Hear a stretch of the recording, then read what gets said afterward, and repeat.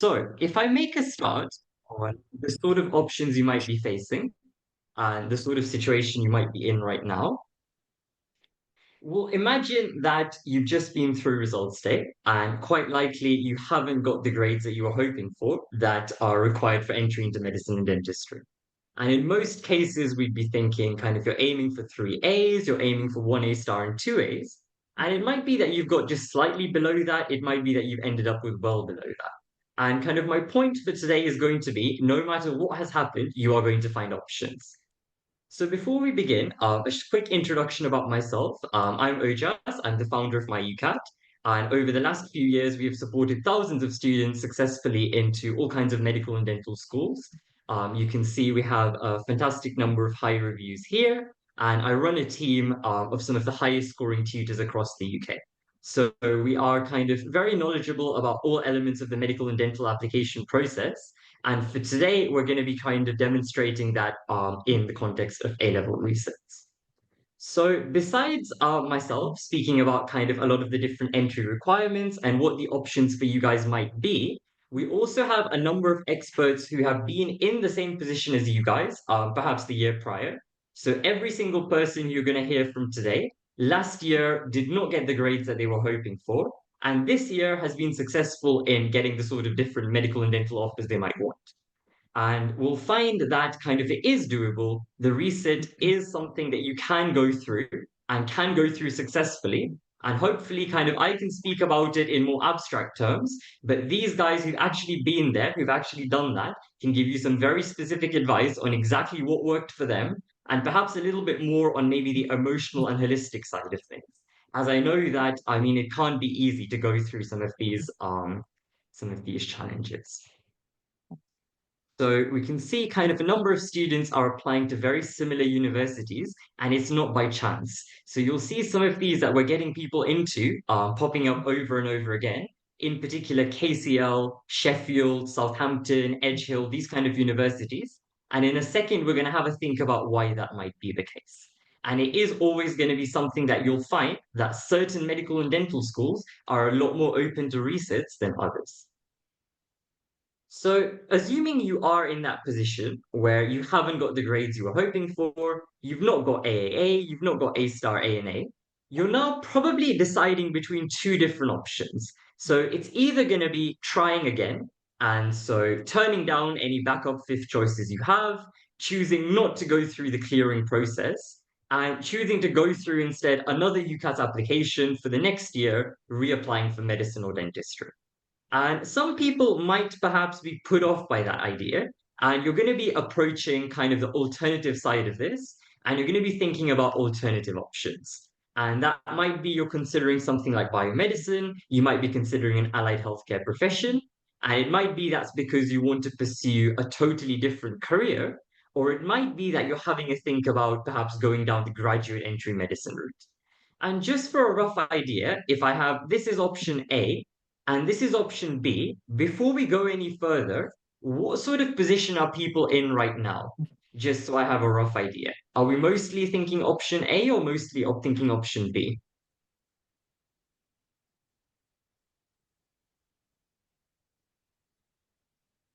So, as expected, I mean, the focus of today will be kind of exploring both options and giving you a balanced perspective. But it's good to see that we have people on both sides. And we can definitely think about kind of the merits and the advantages of either option.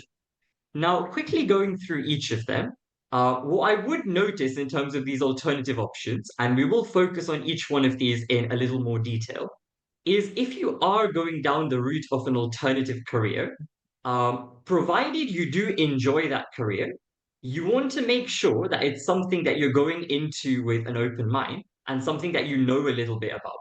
And so, if you do accept a place in clearing for an alternative career with the view of doing that career, and so if you go down the biomedicine route because you want to become a biomedical scientist, if you go down the optometry route because you want to become an optometrist, what I would strongly recommend is before the first day of term, I would take the opportunity to find out more about that career.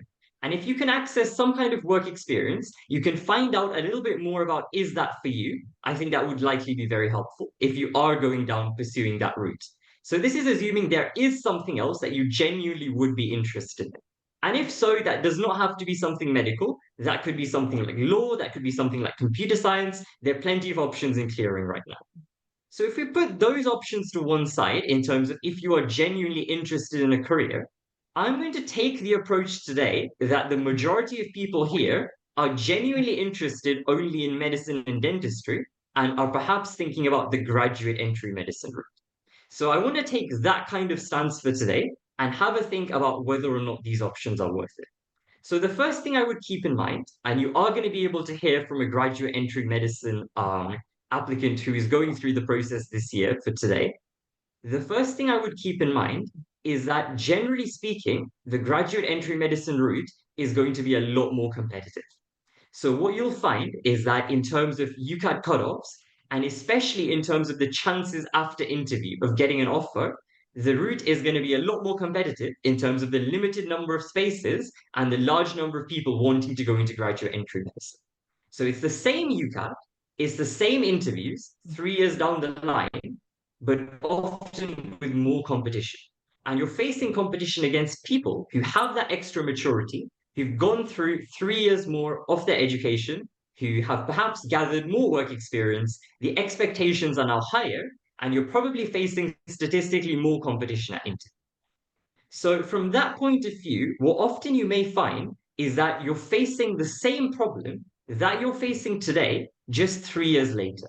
And the only real difference is that you don't have to reset your A levels. So, perhaps consider from that point of view. Now, if we think about the alternative option of medicine or dentistry overseas, the one thing that I would keep in mind is that there are a lot of changes currently being made with the British Medical Association, which mean that it's going to be a lot harder to access specialty training places if you are an overseas medical graduate. So this is currently a shift that is being made because of very high competition for joining different medical specialties. The competition ratios you may have seen online are getting very, very extreme. And a lot of doctors right now are struggling to find their top choice specialty. They're struggling to get into, for example, if they want to go for a more competitive specialty, something surgical, but even some of the traditionally less competitive specialties like general practice, they're finding that the competition ratios are as high as 10 to 1, even at the lowest, looking at like 3 to 4 to 1. And so a lot of people are struggling to access specialty training places. And as a result, there is a movement currently in the UK where they are looking to prioritize UK medical graduates for specialty training places. And that's something that we're going to see more of over the next couple of years. And so, what you might find is if you do go down the route of pursuing medicine and dentistry, say in Eastern Europe, overseas, what you may find is that there are a number of challenges associated with coming back to the UK and entering your dream specialty. And that's putting aside the fact that the quality of education is, of course, not going to be comparable to what you might be able to access here. So I will go through what some of the options you may have come across are. So one of them you may have seen is medicine with a transfer. So you go down the route of starting a different course at a different university, and a number of universities offer this. We see this somewhere like Anglia Ruskin, we see this at Brighton, Cardiff, Exeter, Leicester. A number of universities will offer this opportunity to you that you start a different course that is perhaps something like biomedicine, it's perhaps an allied healthcare profession like optometry. And after a year or two in this course, they will give you the opportunity to apply to transfer to medicine. Now, the word transfer to medicine is a little misleading because the suggestion is that you spend a year in optometry and that counts as a year in your medical degree. Unfortunately, that's not the case. By transfer to medicine, all they really mean is that you are able to apply to medicine. So they are not letting you go kind of from first year optometry into second year medicine. Effectively, what they're enabling to do is that you apply to medicine at that particular university. Now, a lot of the time, to be able to apply to medicine, you may be required to sit the UCAT, you may be required to attend interviews. And even where you're not required to sit the UCAT and you're offered a guaranteed interview, the interview process is still going to be rather competitive. So if I have an example of one of these schemes here, for example, at Anglia Ruskin, the last year they provided data, there were 59 applicants applying to transfer to medicine, and only 5 of them were offered places.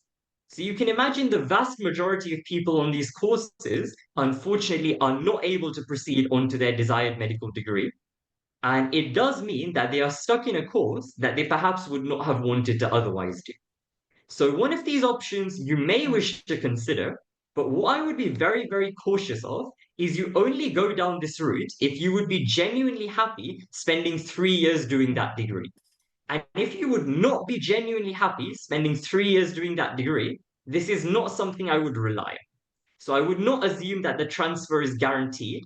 And often the transfer may, in fact, be more competitive than just applying with a gap year to medicine once more. So do keep that in mind. This is a valid option. There are people who get to transfer every year, but the number is very limited, and the vast majority of people on these courses will end up disappointed. Now, assuming you are going down a degree, which is something that you are genuinely interested in, but you have in mind the idea that perhaps you want to study graduate entry medicine. A lot of universities may have offered you places on courses like biomedical sciences, applied health sciences, something like that. So if anyone just puts in the chat, what kind of courses have you been started to give options so far? So has any university chosen to make you an offer, perhaps when you've missed the grades? What kind of offers have they made to you? So a lot of people, I feel like the standard thing that many universities will do is they will provide you with biomedical sciences. Now, when you are choosing a different career for yourself, and you're trying to balance two perspectives. So you're trying to balance finding a career that you're genuinely interested in, and you're trying to balance finding a career that is going to set you up well for graduate entry medicine. Now, these two are very different things. If you are looking for a career that you're genuinely going to be interested in, and I assume that each of you at this stage were planning to become doctors and dentists, you have to think about what that career is going to involve. So, becoming a doctor or becoming a dentist means you're going to be working as part of a team, you're going to be working as a clinician, you're going to be interacting with patients from all different walks of life, you're going to be diagnosing, you're going to be prescribing, you're going to be getting involved in research. But the main part of your career is going to be interacting with people, interacting with patients, providing treatment. Now, if you think about what the career of a biomedicine graduate will be, it is completely different to what the career of a medical doctor looks like. So, on a day to day basis, as a biomedicine graduate or as an accredited biomedical scientist working in the NHS, your career is very much research based. It is in a laboratory, and there are very few patients that you might be seeing. So, it's a very different career to perhaps practicing medicine. And just because it's something that universities are offering to you doesn't necessarily mean that it is the one that is right for you. So, biomedicine is a great career if you are interested in research, if you're interested in something lab based, but it is not necessarily the closest thing to medicine. So, that is the one side of things, something like biomedical sciences. The other side of things is something like an allied healthcare profession. So, something like optometry, something like pharmacy, something like nursing is perhaps less scientific, but incorporating a lot of the interpersonal side of medicine. So you're interacting with patients, you have kind of that team based workplace setting. You do have the opportunity in many cases now, both as a nurse, as a pharmacist, to go for roles where you're able to diagnose, where you're able to prescribe. And there is a lot of overlap in many of these roles with what the career of a doctor would look like. Now, when approaching an allied healthcare profession, the one thing that you have to be very wary of is whether it is going to give you a large number of options applying for graduate entry medicine. So, effectively, what we've seen is that we've got two different factors to consider. A, we're looking at is it like medicine? And B, is it helpful for graduate entry? Now, for A, is it like medicine? The closest possible options are going to be your allied healthcare professions. So stuff like nursing, stuff like optometry, stuff like physician associate studies, stuff like pharmacy. For the opposite side we've got here, is it helpful for graduate entry medicine? The maximum number of options you're going to find are by pursuing a scientific degree. So something like biomedical sciences, something like biochemistry. Now, if we think about what is the best middle point, so we're trying to find something that would give you an ideal career, and also we're trying to find something that would give you the maximum number of options for graduate entry medicine. If you try and find what is in the middle of those and what finds in the overlap between those two sets of universities, what you will find time and time again is pharmacy. So I'll recap that again, what I've just explained, which is that when you're going for graduate entry medicine, a lot of different universities are okay with allied healthcare professions, like optometry, like nursing, but not all of them.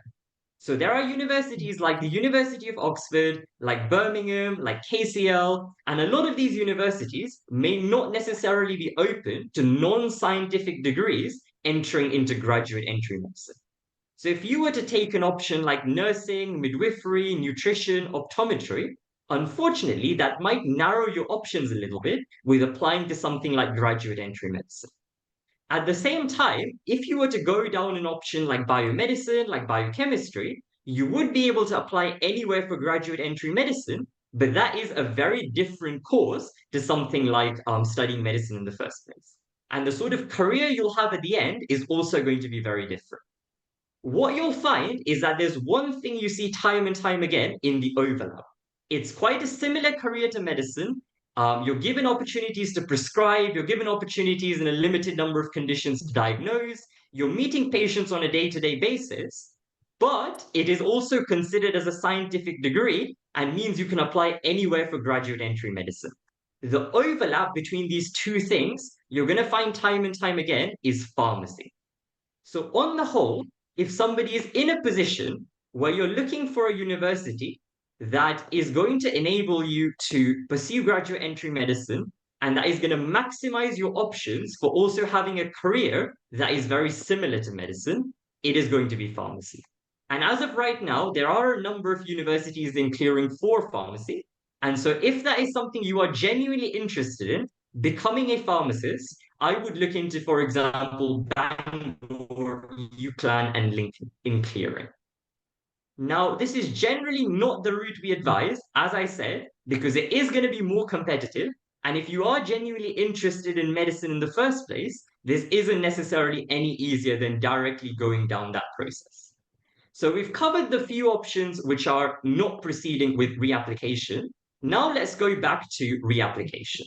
Now, if you are reapplying and you don't have the grades, generally you're going to be going into four different brackets, four sets of options.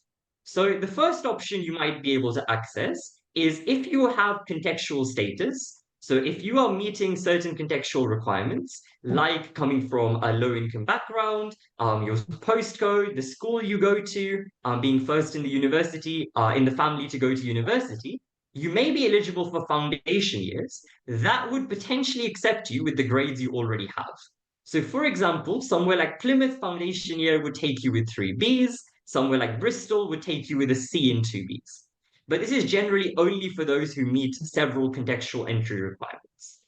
What you will also find is that a number of medical schools will be making standard contextual offers to applicants who meet contextual requirements for the regular 5-year medicine programs. So for somewhere like UCL, that might be AAB. And if, for example, this year you have achieved AAB, you might be able to apply directly with those grades if you are eligible. Now, one in particular that I would definitely like to make you guys aware of is Newcastle Partners. Now, this is important for two reasons. Firstly, because the grade requirements with Newcastle Partners become particularly low. They are willing to take 3 Bs, and that is the case for both medicine and dentistry. But secondly, because they are very generous with their entry requirements.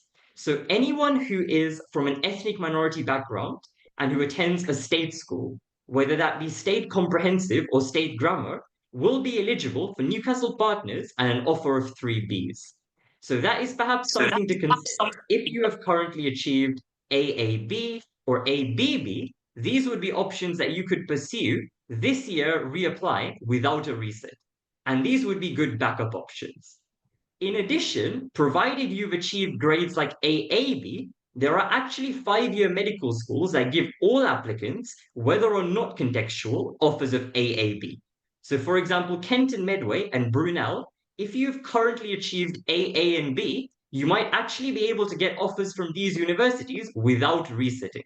So, these would be quite sensible backups, and these could be good options if you've currently achieved grades of, say, AAB or perhaps ABB. So if you're eligible for some of these schemes. Now, assuming you are not eligible for these schemes, so you're not contextual, or perhaps you are much lower than AAB, and you've achieved, for example, ABB, or you've even achieved some Cs, in that case, you're probably going to be looking at resit. So we can have a think about what the different sort of resit-friendly medical schools might be. And let's have a look now at our strategic application guide. So is this something that some of you have come across before, the strategic application guide?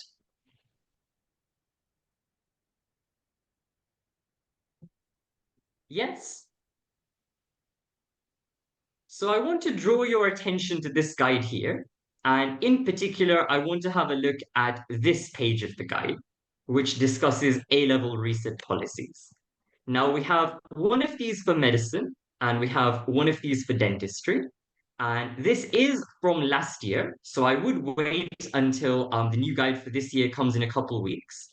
But you can see here we go through in detail what the requirements for each medical school are for resits. And what you will find is that depending on what grades you have currently achieved, so whether you have currently achieved, for example, AAB, or whether you've achieved much lower and you even have some C's or D's, there are definitely going to be options for you to reset and reapply. It's just going to be a matter of which universities are the best options for you. So there are a number of medical schools that are completely tolerant of resets, no matter what grades you achieved in the first attempt. And they include universities like Bristol, Edge Hill, Sheffield, Southampton.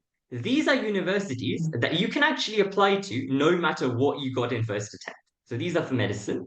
And so that doesn't actually matter whether you currently achieved A's, B's, you would still be able to reapply.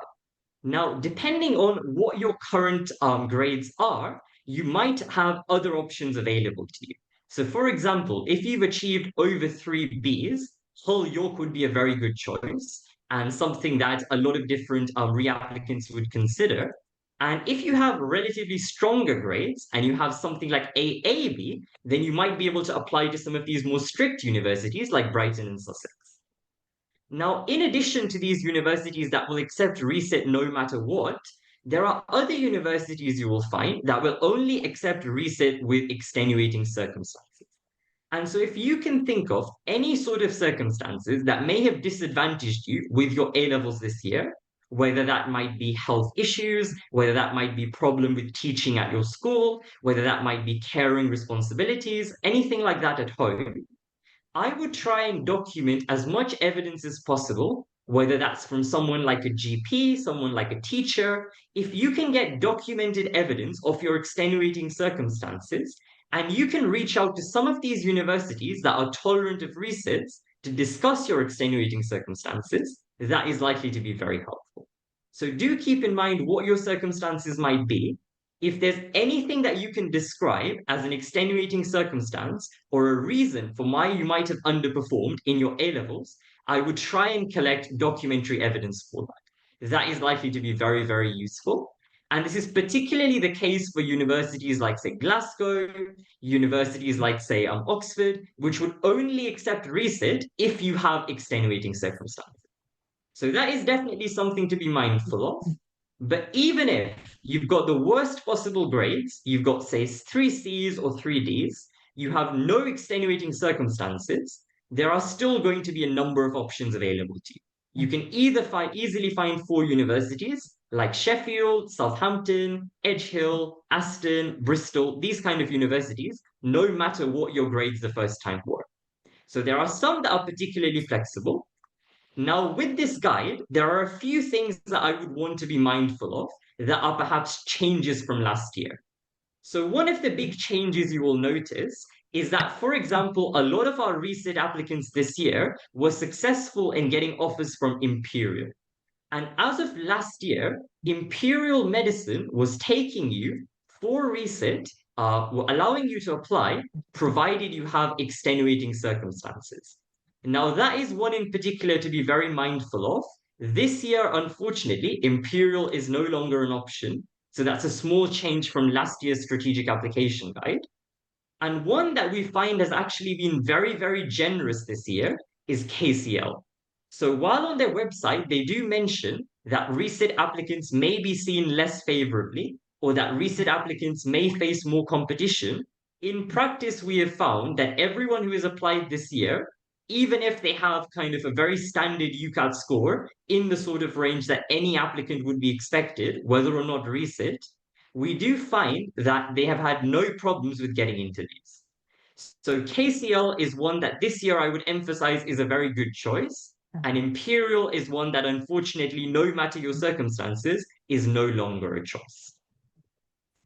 Now, if I emphasize that point again, resit is an option. And for the vast majority of applicants, if you feel up to it, no matter what your grades are, if you think there is something you can do differently, and you think you can get AAA or you think you can get A star AA, then I would go for the resit as an option.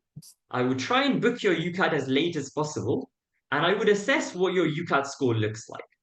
Now, depending on what your UCAT score is, I would make the ultimate decision about whether or not you want to proceed. Now, if you find, for example, that the only universities available to you are Aston, Bristol, Sheffield, Southampton, and you look at our strategic application guide and you find that you have missed the cutoffs for those universities by far, it is only at that point that I would perhaps consider some of these different options in clearing. And as I said, pharmacy is likely to be the best possible option if that is something you can identify. Now, even if that is not possible for whatever reason, other different allied healthcare professions like optometry, nursing, midwifery are probably going to be preferable to biomedicine, assuming you want a clinical career. It just means that the number of places you could apply for graduate entry medicine are a little bit narrow. So I would start to look at options in clearing. That would be your backup, assuming UCAT doesn't go well. I would try and book your UCAT as late as possible. And one thing I would keep in mind is that it is possible to apply to both medicine and dentistry to maximize your choices. So if you are in a position where with your A-level grades and with your UCAT score, you can't find 4 dental schools to apply to, or you can't find 4 medical schools to apply to, it is valid to apply to a combination of both medical and dental schools. Now, you have to be very careful that you only apply to universities that do not read the personal statement for the course that you have the wrong personal statement for. But it is definitely possible to apply to both medicine and dentistry and apply to 5 medical and dental schools. So that is an option that I would very seriously consider if you're finding that the number of options you have is limited. So before we move any further, I'm going to give you guys an opportunity to hear from a number of our recent applicants from this year and how their approach was. And just before we do that, I want to give you guys the chance to hear from someone who has gone down the graduate entry medicine route. And this is actually somebody in a slightly different position to you. So this is one of our tutors who is currently studying biomedicine at the University of Oxford and who actually did get the grades. So did get very strong grades at year 13, but at the time was not aware that they were choosing to pursue medicine. So at the time, they thought that they were going to go for a research-based career. They were interested in pursuing biomedicine. And now they have realized, kind of with hindsight and with work experience, that medicine is the career for them and that medicine is what they want to do. Now, they're currently applying for graduate entry medicine. And so they're going to tell you a little bit about how the process so far has been for them and perhaps whether or not they would recommend going down this route. So, Hannah, are you currently here right now? Are you in the meeting? Yeah, I'm here. Hello. Hear me? Yes, I can hear you. Okay. Okay, yeah. So, hi guys, I'm Hannah, and like I just said, I've just finished my second year doing, well, like it says on the screen, it's cell and systems biology, but it's a stream of biomedical sciences, so essentially biomedical sciences, at Oxford. And like I just said, I'm applying for graduate entry medicine this October. So at the moment, I'm just studying for my UCAT, just like others and people are. And thing is, for me, I have a bit of a different perspective to share with you guys on the whole kind of how I'm kind of going into graduate medicine now. So I actually applied with the intention of going into a research-based degree. So at the time, I didn't apply to medicine. Biomedical sciences wasn't like an alternative option or anything like that. I went into biomedical sciences with the intention of going into research. Um, so the first thing I want to say is, at the time I'd achieved my grades, I'd gone on to do what I wanted. And at the time for me, that was research, a research-based degree. For you guys, majority of you here, would have applied to dentistry, would have applied to medicine, and unfortunately you wouldn't have got the grades. And now you're looking to, you're going to be offered various things like Ojess has already gone through. You could be looking at going into allied healthcare professions, so like optometry, pharmacy, so on. Or you could potentially have been offered things like clinical sciences, medical sciences, or biomedical sciences. And I think the key thing I want to say here is stick with your passion. So if you originally, well, would have applied to medicine or dentistry, that it doesn't really make sense for you to kind of go off and do something else that you hadn't originally planned for. Because in a sense, you kind of your end goal hopefully would still be medicine or dentistry. So why delay it and go on with a different degree and then later apply to like a graduate scheme? Whereas in my case, you can see that I went on to do a research degree and I've only just decided I want to go into medicine now. Um, so I would definitely say it's not worth it. Don't go round the long way. Because later on, when you go on and suppose you guys went, okay, you know what, I'm just gonna apply now, take like a medical science or biomedical science or another healthcare profession, and then later, I can do graduate medicine or dentistry. You're just kind of longing things out for yourself. Um, it makes sense. Well, first of all, if you just took the UCAT now and reapplied for the next cycle, you've only just sort of come out of the swing of doing the UCAT, right, a year ago. Why kind of wait so many more years and reapply and then have to study the UCAT again? So one benefit of that would just be take the UCAT again, okay? Secondly, I'd say if you're going to choose to do a different degree like biomedical sciences, whatever, or allied healthcare profession, and then later move into medicine or dentistry, you're going to take more years, which means you're definitely going to end up increasing your financial costs. You're going to be taking all these loans, burning out your student finance, and then you're the one who's going to have to pay it all back. You really don't want to do that in the end, right? And the key thing I'd say is you're just putting it off at the end of the day by going kind of doing a different degree and later on coming back to graduate medicine or dentistry. So I'd say if your passion right now is med or dent, just take a gap year, right? Take the UCAT again this cycle. You still have plenty of time, right? It closes what, 26th, 26th, 26th. So you have ages, right? You've done the UCAT before, so you've already got a good idea. It's only been a year since you've done it, so just go ahead with it. Do the UCAT now. For your gap year, and actually this was like a question I saw in the chat as well. What could you do in your gap year? You're going to be kind of retaking those A levels to meet the grade requirements, right? But on the side, there's lots of other things you could do. You could, if you really wanted and you want to kind of still have an experience in kind of healthcare, work as a HCA, which is just a healthcare assistant. I'm not saying you have to do this, by the way. So it's just in answer to someone who was saying that they want to do something while on their gap year. What could they do on the side? But key thing is going to be obviously making sure you get your grades. You've obviously got all your interviews to prep for again. So those are your first and foremost focus. So I would definitely recommend if I was in your position right now and I had the intent that, you know what, I want to go into medicine, I would definitely take that gap year, reapply, get those grades. Obviously, I'm in a very different position because my passion at the time was research. So I went into research degree. I'm currently doing it at the moment and I'm enjoying it because that's what I wanted to do. And now I'm deciding, I want to pursue medicine as well. So definitely, I think the gap year for you guys would be the best option to have the time to think, to have the time to get those grades again, and to end up somewhere where you want to be as well. Last thing you want is to kind of rush it now, just because your friends have gone or just because you want to go to uni or whatever right now. go into a degree that you don't necessarily enjoy and then you regret it later and you've just wasted your first year of tuition fee as well. Okay. So definitely don't do that. And, it's kind of weird for me because I'm in both like a tutor and a student perspective. So as a student, I've already said that, you know, what I would do if I was in your position, I've already shared that with you guys. But also, essentially, while being a tutor at my UCAT, I'm also a student of my UCAT. And I would say, when wanting to move over into medicine, I've spoken to Ojas, I've had this chat with him. And in fact, you know, I approached him telling him, what, I want to go into like a clinical career after, I want to go into medicine after. And he definitely advised me in the same way. And I would say, like, the support I get from my UCAT to help me make these right decisions, I look back at myself now and I say to myself, I wouldn't have chosen any other way to do it. So, what I want to really emphasize here, because I know you guys are going to be in that really doubtful position, is you're not going to regret taking a gap year if you choose to do that. And, on the panel today, you have people who've taken gap years who are going to speak to you as well about their perspective and their kind of experience of it as well. And I definitely recommend listening into that and their experience, which will only really go on to what I've said already. Definitely recommend it. And then from a tutor perspective as well, right, which I've kind of partly shared already, I would say, I've seen kind of students in the past who've missed their medical school offers, right? And then they're in that sort of rush and panic. Shall I just accept kind of a course that I'm given, do it for 3 years, and then I'll go into graduate medicine?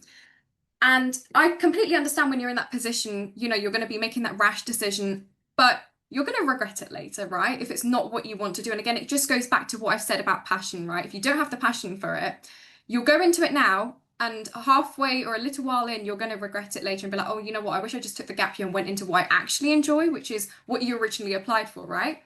So I would say, from like a tutor perspective, these students and some of them who are going to speak to you today as well, made the right choice by taking a step back, thinking about the fact that I originally applied for medicine or dentistry. That's what I want to do. Let's take that year to actually try again, get those grades, do the UCAT and apply again, rather than taking that year going into a degree that you might not enjoy. And in a way, you're just extending your whole journey time to get into medicine or dentistry in the end anyway. So obviously those students will speak to you about their experience as well. But I definitely say when I've seen students kind of be like, you know what, I'm just going to go on and do like a 3-year degree and then go into medicine later, I don't recommend it because graduate medicine is only going to get tougher. It's going to be a lot more competitive. And like I said, you're delaying the UCAT till later. Whether you take the UCAT now, whether you take it later, you're going to have to take it at least once. And it's better to take it now while it's only like kind of fresh in your mind because you only did it a year ago, rather than take a gap and restudy for it. You're just adding more to your problems in a way. Yeah. So sorry, I've yapped on, but that's Well, that's that kind was of I had very, to. very helpful advice, I think, and a very different perspective, I guess, to what we're going to hear from both myself and from the students in a second. So thank you so, so much for that advice. If I let people, I switch on the chat for everyone to put a quick thank you. What I will kind of just reiterate from those points again is people on average, the UCAT technical report mentions, do perform better if they have sat the UCAT right after school. The average score of an applicant who's just finished school is actually higher. And reason being, well, you still have experience with your A levels, you still have experience with kind of that being in the habit of studying, especially for stuff like your GCSE maths, it's stuff that's still fresh in your mind. As you move kind of down the road, 1 year, 2 year later, you're not going to have that experience. You're going to have to start to learn these things again from scratch. So that is one reason why we find that the average UCAT score of an applicant who's just finished school tends to be higher. Second thing I would pick up on is the idea of funding. So graduate entry medicine is by far going to end up more expensive with additional years at university. Now, there is still funding available from the government, both in the form of student finance and NHS bursaries for later years of your graduate entry medicine course, but it is going to work out more expensive regardless. The loans for student finance have higher interest. And also, you find that a large number of applicants each year do not get into graduate entry medicine and they have to apply for undergraduate medicine instead. Now, if you are an applicant with a degree who has to apply to undergraduate medicine, your eligibility for funding is very limited, and that tends to work out extremely expensive, kind of out of pocket, as opposed to being eligible for student loans. So that is kind of one thing that you also have to be aware of. There is a risk that after doing an undergraduate degree, your UCAT is not competitive enough for graduate entry medicine. And again, you have to do a second undergraduate degree. So be very careful about that. And the final thing I want to show you from that perspective is we have here a LinkedIn post I saw from an actual accredited biomedical scientist. And this was his point of view on the whole issue and whether he thought it was or wasn't worth going into biomedicine as a backup. And so you can see this is an accredited biomedical scientist, and his honest advice is do not burn through your student finance on a degree you don't want. Don't do this if you don't want to become a biomedical scientist, if you don't want to go into research. So, the same kind of stuff we've been saying, it's not a bad profession. This guy loves the profession. He is a biomedical scientist. He's doing this day in, day out. But it's not the right option if you want to do medicine. So make sure you are applying for the degree that you actually want to proceed with. Let's see who we have for the next talk then. So Henna, are you here? Hi there. Yeah, I'm here. Hello. Hi. Should I start? Yes, absolutely. Go for it. Okay. So, hi there, guys. My name's Hannah, and I'm just going to introduce myself right now. I was one of the students who took a gap year and missed out on their A-level grades the first time and then resat and then had a really successful outcome from that. I'm also a student of my UCAT and I just got a notification that my battery is really low. Like it's my laptop's gonna shut down right now. Do you know what I'm gonna do? I'm gonna actually um get back on from my phone because this laptop's gonna shut down. Give me a minute. Ah, give me one No worries second. at all. I'll fix this out right now.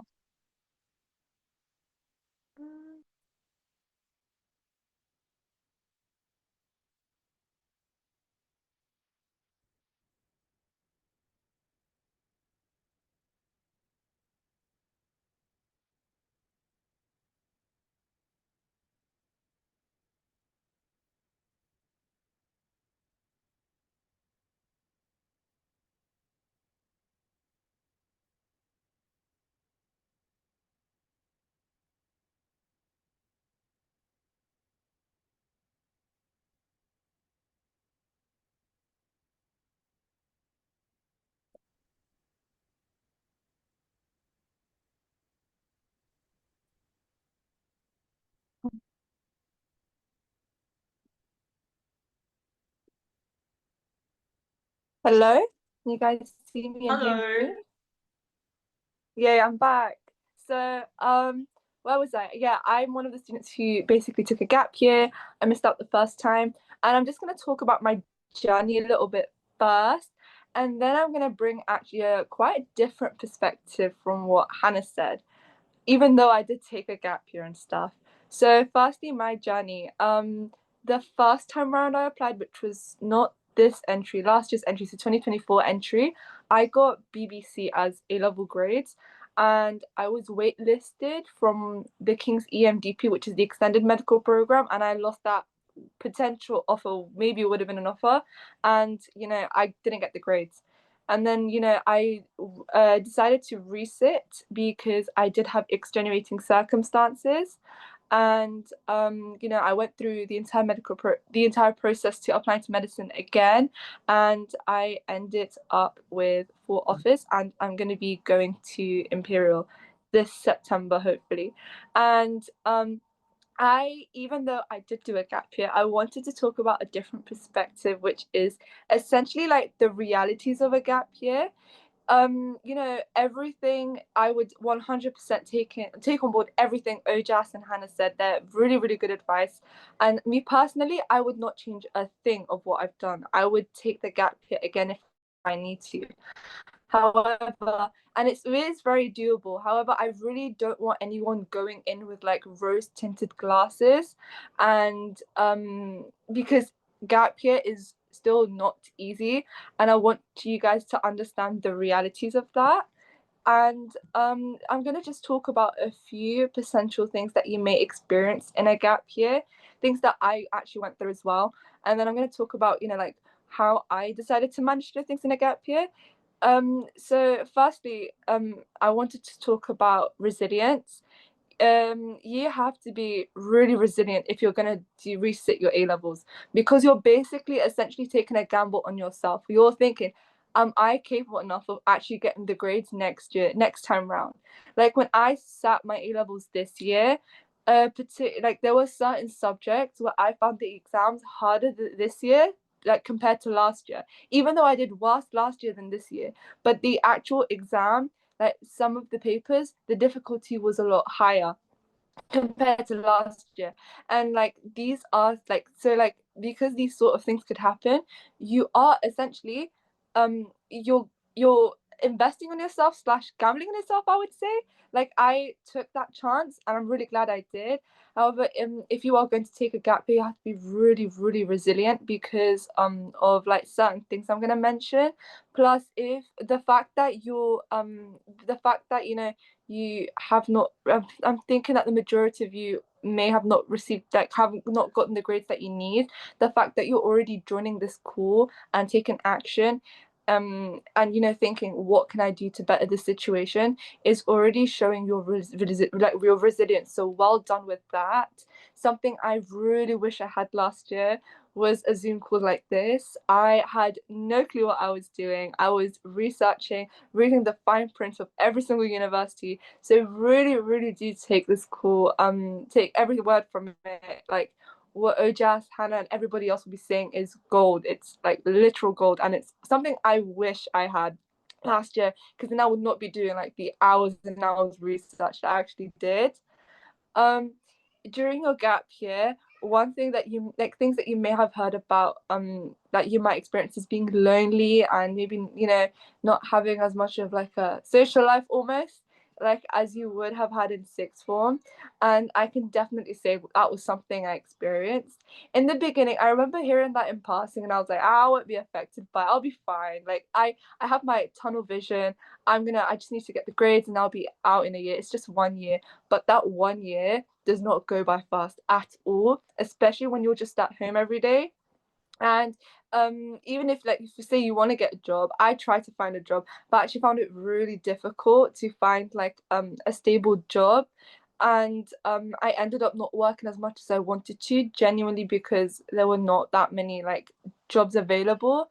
And that means like I was just home even more often. And like, because you're like, you're not going to school every day, you're not talking to friends every day. At some point, yeah, your friends will become busy with university life, so even if you intend to, like, for example, talk to them every day, you can't. And at some point you may start to feel a bit like, I want to see someone again, I want to have like a social life, I want to hang out and stuff. And you know, that was something that I definitely did experience like during like the middle of the gap year, like in like maybe like the 6 month-ish mark. And things that I did to like manage that myself was that I kept on reminding myself that, look, this is quite literally just for a year. I've got many many years of life to come. And like in the end, I kept on trying to imagine the day where I would get the grades I need and the offer, and be so grateful for me pushing through, even through these times of like, you know, like these sad feelings of loneliness, feelings of like being unmotivated, not want to carry on. And you know, having a really good support system, if you could find one, is also really really important. Maybe like one person you can talk to, vent your feelings about, because that's definitely something I did. I think like with any friend that I would catch up with, one thing I would always say is, I miss everyone right now. I literally, like, because I genuinely did not see anyone in my gap year apart from family members. Almost, I was not doing anything, and it really like it really did take a toll on me at some point. So that's like a something you do need to like I want you just guys to be mentally prepared if you are thinking of taking a gap year, like all these things that could happen. You may also start to like get really stressed as well. You're applying to medicine again, and I remember, like, you know, after interview, when there was like something that went wrong, I become really stressed and I try to figure out my interview score and try to figure out if I got in. Or especially A level, man. A level was doing A levels again. it does not become, it does become easier in the sense that, yeah, you've done it again, but at the same time, the stress level is still there. The stress level does not decrease. A levels is very stressful, as you guys know already.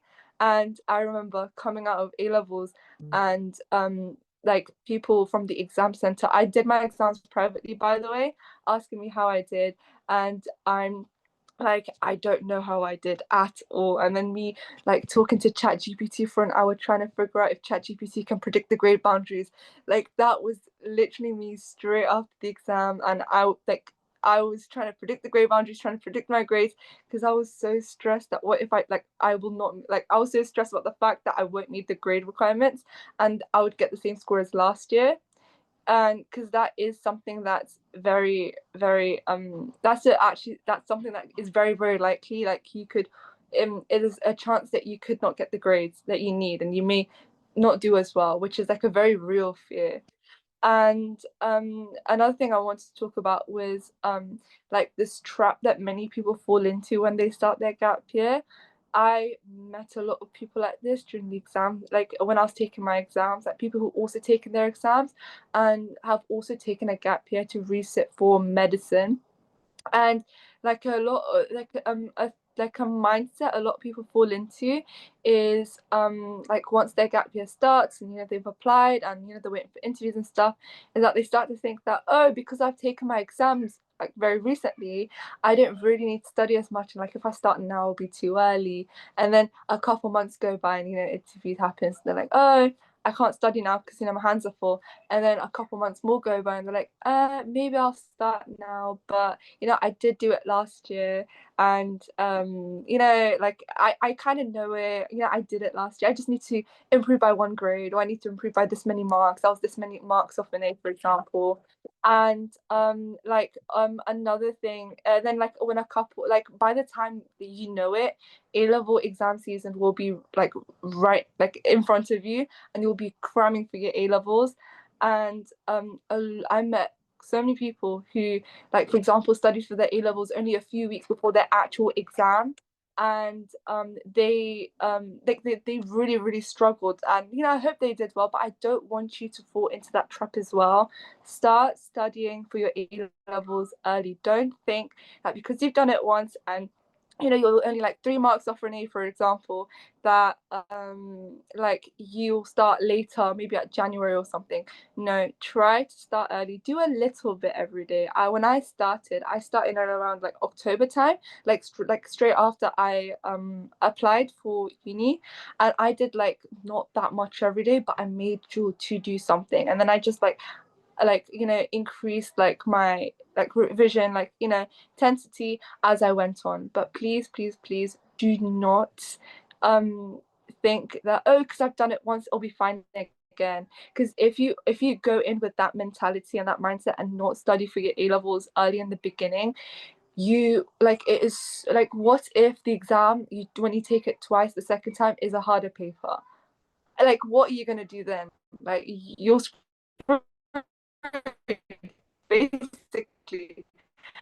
And it's statistically, right, it's actually it's very common for a lot of students when they reset their A levels the second time round, because of this, to get like the same grades less than what they got last year, because of this exact reason. So I really really guys, please do not start A level revision super duper late because you thought you could do it. No, please please please do not fall into that like mindset and mentality. And the last thing I wanted to touch on upon again was like the resilience thing. Things, it would, if you're going to take a gap year, right? Sometimes it will become really tough. Maybe you'll go through something, maybe start feeling really stressed and overwhelmed. That was definitely emotions that I was feeling. And I remember even like the first time me applying, right? Like there was so many things that happened that led me to basically get into the grades that I got, and it was just such a stressful moment of time. But you have to understand that like time passes, and you have to always remember your your ultimate goal is to get into medical school, right? And there will be so many days where like you're in bed and you're like questioning your choices. You're like, what am I doing? And you regret maybe not studying this, and like whatever. But like one thing I will say is like you just remember your ultimate goal, like what like your goal was, and that was to get into medical school, and use that as motivation to just like push through. That's something I really, really recommend. I That's all from me. I really hope that you guys found everything useful, and I'll pass it over to Colin now. Amazing. Thank you so, so much, Hannah. I think that will be incredibly useful for them. The only two things I think I've seen some questions in the chat or I wanted to clarify. So the first one, I think that's quite important. I understand from interview program time, you got four offers and they included Yeah. Imperial and KCL, and you're going Imperial now. One thing I Yes. will point out, so Imperial, while last year was a fantastic choice if you had extenuating circumstances, this year, Imperial, like UCL, is not accepting reset qualifications. So that would no longer be an option, but there are still plenty of others. Like, for example, KCL would remain a great option as a reset. The second thing I kept seeing was, so whereabouts did you sit your exams and who gave your predictions? Some people were asking. So I because like I did explain to my school, it's the extenuating circumstances, and like they did, because of all that, they decided that they were going to give my predictions. But that's all they did. They only gave my predictions, and they gave it based on like the predicted grades they gave me last year and like the grades I got that year. Like, but they understood the fact there was reasons behind it. So they just like my predicted grades the first time round applying was 2 A stars 1 A, and then they brought it down to an A star AA because they were like, yeah, well, you didn't reach that first time, but we understand why. So that's essentially what they did. And I did not take my exams with my school because they were like unable to give me a place to sit the exam, so I took it at a private exam center. I personally live in London, so the exam center was in London. I hope that answers the question. Yeah, no, that's brilliant. Thank you so much. And generally for people here who worried about that, as a few of you are, on the whole, schools are quite willing to give you a reference and predictions. They tend not to cause problems with that. But if they absolutely are, then sometimes you can find an exam center to do that, or you can find a private tutor to make predictions at least. The Can other I thing say would be, oh, so sorry, but if you're going to do if you're going to go to a private exam center and get predicted grades from them and references, they do charge you more, number one. And secondly, they do I remember with the exam center I applied for, right, because I wasn't sure in the beginning if the school was going to give me predicted grades or not. I found out that before they give you predicted grades, what they do is they get like a mock from you, so they do a full mock with you with all of the year 12 content. So just in case that you are thinking of doing that, remember that there will be a mock involved so that they can make your predicted grades based on that. So if you are thinking about that, then do start revising because they may want to do that. Yeah. definitely. So number one, first preference would always be try and get your school to give you last year's predictions. If not, there are still options, but it can be challenging. What is sometimes an issue, schools will very rarely kind of readmit you as a student for the next year. I don't think I've come across a single state school that has said yes to that. And the problem, unfortunately, is that they do not receive funding from the government to take you on for a second year. And so, unless you have a very, very good relationship with your head of sixth form, it's highly unlikely that they'll say yes to that. What they often will agree to is to give you a reference and predictions, and even sometimes to sit exams at the end of the year. But if that's not the case, there are options. Like Henna said, ideally get the school to give you the predictions. If they're not in agreement, you might have to spend some money and you might have to do some mocks. So with that all said, let's give Colin a chance now. Now I'm very happy to bring Colin along today because I do still remember my conversation with him this time last year when he very unfortunately missed his well-earned Sheffield medicine offer. But I'm delighted to have him back now with new set of offers heading off to Southampton medicine confirmed this time. So are you here, Colin, to give these guys some advice?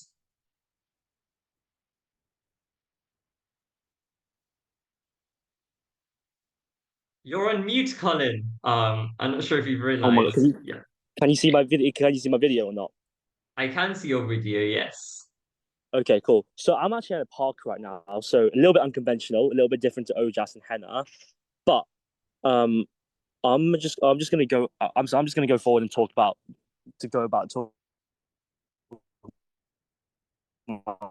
own experience. So I personally, I was in your position last year. So today's the 15th of August. On the 15th of August in 2024, I opened UCAS, and the first thing I saw was clearing. And I was like, my world just fell right apart at all, frantically with my parents. And yeah, that was not a nice bus ride, by the way. Not a bus ride, that was a taxi ride. We just got on Uber and jumped right into the station. And I remember seeing my grades. I saw three B's on my results sheet, and I was like devastated because every single person that's resat has either gone A, B before. So I was like, this is a monumentally big task. So what am I meant to do? So for the first 2 days, I'm like, going to reset. I remember being pushed right into the clearing room, right upstairs, and literally, they were trying to force me to do these biomedical careers. There was Swansea graduate medicine. There were these transfer courses. It was so overwhelming. And I remember the school was saying, don't take a gap year. It's not worth it. It's not worth the research. I remember my head of sixth form literally saying that to me. So that was my experience.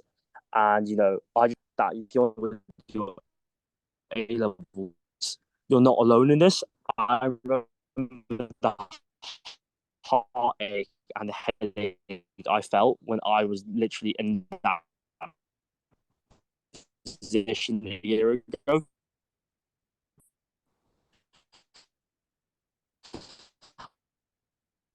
I'm really sorry, Colin, you cut out. If you just say that last bit again, and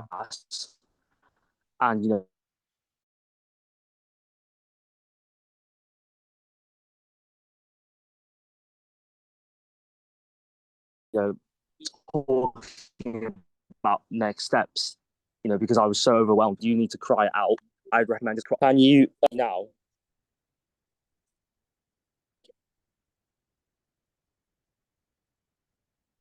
I'm really sorry. Hannah, can you hear Colin? I didn't quite gather what he said.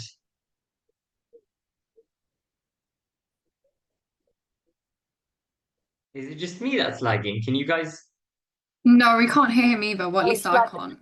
I couldn't hear anything. Okay, that's a little unfortunate, no worries. But like he said, sort of it is very much possible even if you get low grades. So as was in his case, he got three Bs and he was worried that there wouldn't be options. As we can see here, so for example, for him, Southampton would be a valid option, Sheffield would be a valid option, something like Hull York would be a good option. There are definitely options no matter what grades you get first time round. It's just a matter of do you think you can put the effort in, get through a gap year? And I would say if you're planning to commit to a course like medicine and think about kind of the academic stress involved in that, getting through this gap year and trying to teach yourself the A level content, see if you can do it, that would probably be the best way to demonstrate that you are capable and suited for a course like medicine, which itself is going to involve a lot of exams, sometimes resits. A lot of medical students do sometimes have to resit, it's completely normal. But a lot of exams, a lot of content. And if you are able to get through the A levels the second time round, that is a very good sign that you are suited to a course like medicine. So I would definitely give it another go. Like we said to begin with, start off by going through clearing, looking at what the options are, and even feel free to accept one of these options. So, like I said, pharmacy probably the best one to go for. Accept one of the options, but sit the UCAT. So book a UCAT as late as possible, give yourself time, and as long as you think your UCAT is reasonable and you're going to be able to apply, then withdraw from your option. And you can withdraw from an option up until the first day of the actual term without paying any university fees. So there's no real downside in doing that. I would still pick a backup, like ultra backup choice. And finally, the second time round, if you are worried, you may want to apply to, for example, a safe fifth choice, which would then be your ultimate backup, assuming results day doesn't go well the second time. And one thing I would really keep in mind is that even if you don't go for medical school, you don't get into medicine, Resitting may still be worthwhile, just so that you can get an alternative career that you're genuinely interested in. And it might be that the stuff that's available in clearing right now is not fantastic, it's not particularly high ranked universities, it's not necessarily something you want to do. So even if what you're doing is not medicine, that doesn't mean to say that reapplying is as such a bad idea. You could always reapply for a different course, and having the higher grades will still be likely quite helpful. If we now move into the Q&A, I'll let anyone join now for the Q&A. And if Colin does want to say anything else to finish off, he can, as I've seen he's rejoined.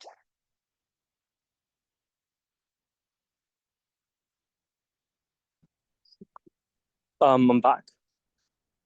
Look, anything you want to add before we move on to the Q&A? Okay, yeah. So I'm gonna add. So what did you just cover, Ojas? Because I wasn't there, obviously. Pretty much just kind of you have 3Bs, you still have options, give it another go. That was my main point.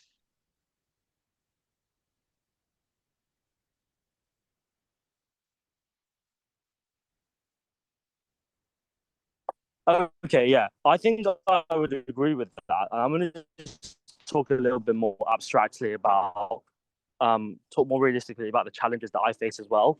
So that because Hannah faced as well. So for me, I had a lot of struggle with motivation.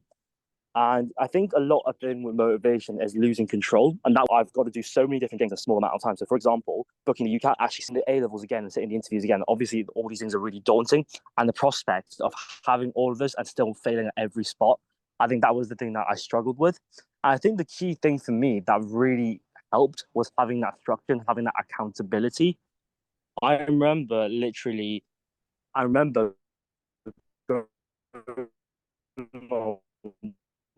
WhatsApp, and there was a fellow applicant in one of the Sheffield group chats. She's one of my best friends actually, and me and her, we literally spammed the mocks at each other, and we would compete to see who would get higher on mocks, and then whenever she got higher than me, I get I get really angry, and I'd be like, "Oh my god, I've got to get high in this DM." Buying the whole process of the UCAT, I think that was really helpful. I think that is literally just a computer game. It's a game that you need to have. The strategies are going to be really helpful. I remember spamming mocks and having these like mock reviews, video game almost that I treated like. And I think removing those expectations from the UCAT very important to my future. Having all these things and just cutting it off at that. I think that's the key thing that you've got to look at with the UCAT. You've got to look at every application thing in isolation with each other. So in my own experience, I sat A levels with my old school. My old school actually allowed me to sit with them, so they were very kind to do so. And I think the key thing as well is having that discipline. And what do I mean by having that discipline? It does not mean studying 15 hours a day, but it does mean that, as Henna said, here resitting, that I've got on the same grade as last year. That is a disclaimer. Was I already know the content? I've done the exam before. No, it's not, because if you knew the content and if you knew the exam well, then you would have gotten a high grade. Well, that was what I told myself, at least. I think that's a little bit harsh, actually, to be saying that. But I think you've got to really critically look at yourself in the mirror and say, okay, so what actually went wrong here? Was it my strategies? Was it my timing? Was it my exam technique? Was it my content? What new techniques do I have to implement in order to get the grade that I need for medicine or dentistry? And as Helen said, exams can be harder. I was one of the victims that fell victim to AQA chemistry. And whoever's done AQA chemistry here knows how bad the exam was. I walked out of the exam in shell shock. I've never seen a question on food, butter, and milk before. That was a diabolical question. And nobody got a single mark on it. I'm pretty sure I got 0 out of 3 on it. But I think the revision that I did and the constantly flicking over meant that I was actually able to answer a lot of the paper. And you've got to be prepared for these scenarios. If a paper's harder and the boundaries are not that easy for chemistry either, you've got to be prepared for it. And being prepared for it means staying on it from the get-go. It means breaking things down. But for now, focusing on your UCAT is really, really important.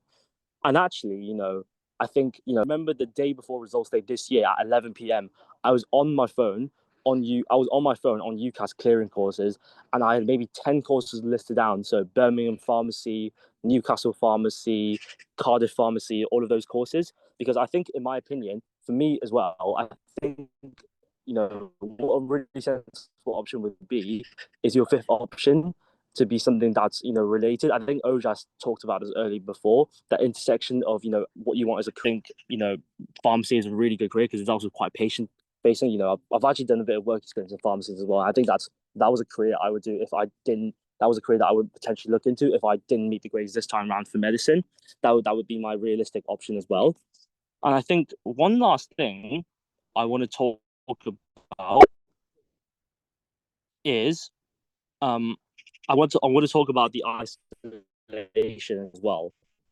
So emotionally, you're going to be quite you're going to be you're going to be quite isolated. You're going to be a bit like an outcast. You're going to be a bit of a loner at times. And I think that's okay. I think as well in society, I think that was prom. I know that I'm just moving on with life, but you've got to realize that not everyone's path to medicine is the same, and not everyone's path to success is the same. And if you can fall back, and if you can really, and if you can fall back before that, I was literally beaten to the strip. I resat all three A levels, and so I got the lowest grade in any of them. I never averaged, below an A, and it was really painful for me, to accept. But you've got to realize that, in the long run, this beating you down is a setback, but a setback is an opportunity, and it's an opportunity for you to prove to yourself that you are capable of doing medicine, that having that courage. I think courage is a really big thing. Having that leap of faith and trusting that things will work out for you at the end, and just sticking to it accordingly and not having that fear. Because there's a lot of things in this world that we can't control. I don't know. I didn't know if I was going to get the grades or not. I didn't know, but I trusted myself. I did the work. I did the past papers. I did the content revision. I stayed consistent. I trusted in the process. I think that trusting in the process and building those systems for me, I think that was really important. And equally, I think that was one thing that I really learned in this gap year. And I want to say as well, obviously resitting, obviously that's very stressful. I've done really nice things this gap year. I've visited my grandparents a lot. I get to hang out with them. I get to do things that I don't really get to appreciate. You really get to step back, I think, because you're not in that sort of school environment. You really get to step back. You really get to evaluate yourself as a person. How are you developing on a daily basis? How are you using the skills? How are you interacting with people?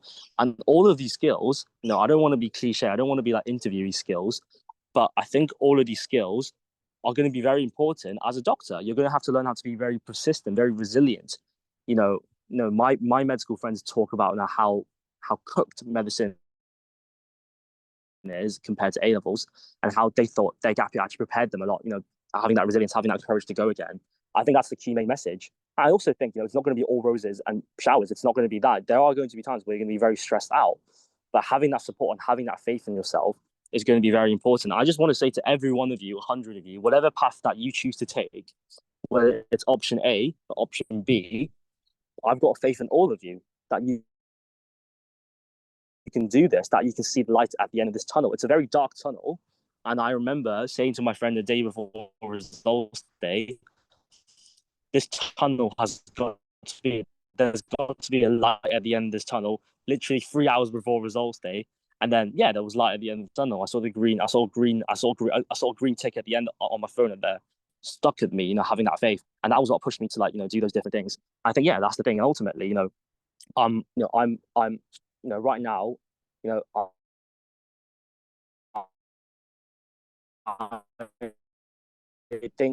I think last year I was going to be doing medicine. I think I would be a mature person myself. I didn't really know how to deal with myself. Really taught me skills like time management, knowing how to deal with stress. I've taken up, the gym, taken up a hobby. As a hobby, I've taken up, actually being able to communicate with my parents. I think our relations have actually gotten better, more positive since, me taking this gap year. And I remember, I think this has really taught me a lot. I suppose the main thing is just to embrace whatever comes your way in this gap year, whether that's positive, whether that's negative. Just embrace it, just embrace it, and embrace the challenges, know how to deal with it, tackle it, and take everything as a learning lesson. Not everything's just about stats on paper, and that's all. I think that's all I would say so far. But yeah. So, Maynard and Colin, thank you so much for the advice. And especially, I think kind of that more holistic side of things is going to be very useful. So, I mean, we can go through all of the requirements and I can show you the guide and I can say, well, these are the unis to apply to. But that lived experience of kind of going through it, what exactly was tricky for you, and every step of the way, kind of when you were doubting yourself, how you managed to navigate through it. I think that is going to be very useful for these students in the same position. So thank you so much. And now I will move on to the Q&A. So what we'll do, I will close the chat and I'll let you guys put your hand up. And one at a time, we'll go through any questions. And we have a number of people for this Q&A. So do we still have Hannah and Colin? Are you guys still here? Yeah, we still have Hannah. Yeah, I'm still Still here. have I'm still in the Hannah, park. still have Colin. I'm still in the park. And do we have anyone else? Is anyone Yep. else currently with us? here. I know we're overrunning a little bit. Yeah, I'm here Yeah, as well. can you hear me? Yes, Kajananthis, I can hear you. Aman, can you hear me? Yes. Yes, we have Khadija. Perfect. Anyone else? Hey, I'm Anushka. I'm here too. Hello. And do we have Zain? May not have Zain, no worries. Well, if I give you guys, so you can see on the screen some information about them, I'll stop sharing the screen now in a second. And if you